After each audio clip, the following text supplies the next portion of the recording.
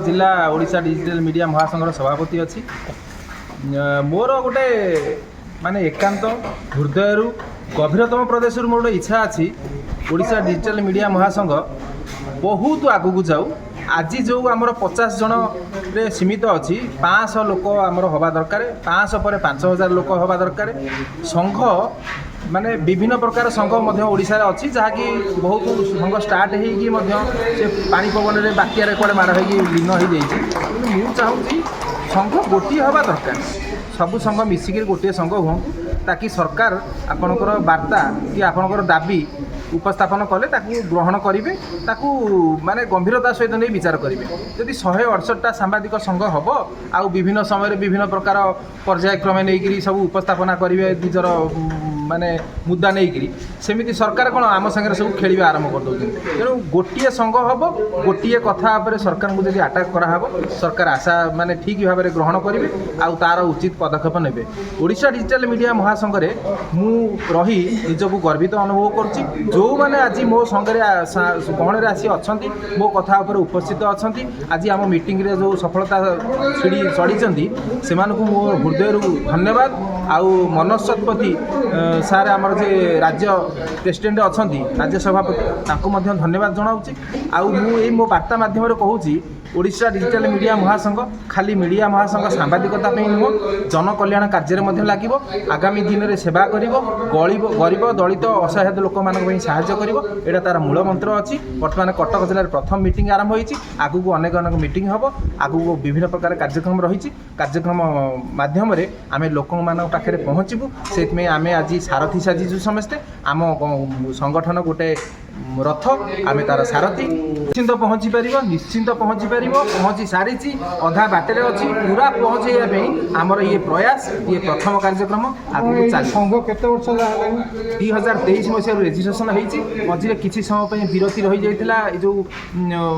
सामसामयिक communication किसी जोगाजोग हो पार ना बर्तमान द्रुत गति चली आगू को बहुत चलो बोली मो आशा। कटक जिला आगू को सर्वप्रथम जिला हम कहीं कटक जिलू सबू जिला को व्यापी जेकोसी आप देखो जेकोसी उन्नतिमूलक कार्यक्रम ओडिशा प्रथम जिला हूँ कटक जिलार जो ओडिशा डिजिटल मीडिया महासंघ ODMM प्रथम होगी बाहर समस्त पाखे पहुँच समस्त कथा कह सबू लोक मान काम कर। आज फास्ट कथा आमर संघर तो अच्छी सम्मान सुरक्षा अधिकार सम्मान तो आमको कौटी कौटी कौन असुविधा होती से विषय आम मुद्दा थी आज आलोचना होती समस्त कर्मकर्ता भितर आलोचना होती आमर वरिष्ठ बरण्य लोक मैंने आम सागर जो मैंने सहयोग करते सी भी आमको पूर्ण मात्रा हाथ बढ़ई प्रसार कर सी आमको पूर्ण मात्रा सहयोग करेंगे बोली आज प्रतिश्रुति नहीं आम भी आशा रखुचु जे आम आगू जावाई आम आगू सम्मान सुरक्षा अधिकार सांबादिक मानक छड़ा अन्य मानकर सम्मान सुरक्षा अधिकार रखी बोली आमर गोटे आशा कामना। संगठन आज कार्यक्रम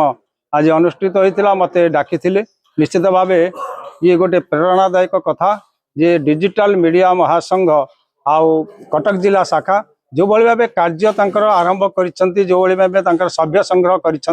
निश्चित भाव साधुवाद देवी संगठन को जो मैंने कार्यकर्ता रही विशेषकर कटक देवबाबू आमर अच्छा देवबाबू जो भाव से कार्यक्रम चल कटक जिले में निश्चित भाव आहरी संगठन मजबूत हम आगू को जेकोसी मुहूर्त जेकोसी समय संगठन को मजबूत करने आम सबु प्रकार सहयोग जोगे देवु आ सबु जगह आम ठिया हबु। ये गोटे कथा कहूँ डिजिटल मीडिया जो माने व्यवहार कर साधुता भाव जदि ठीक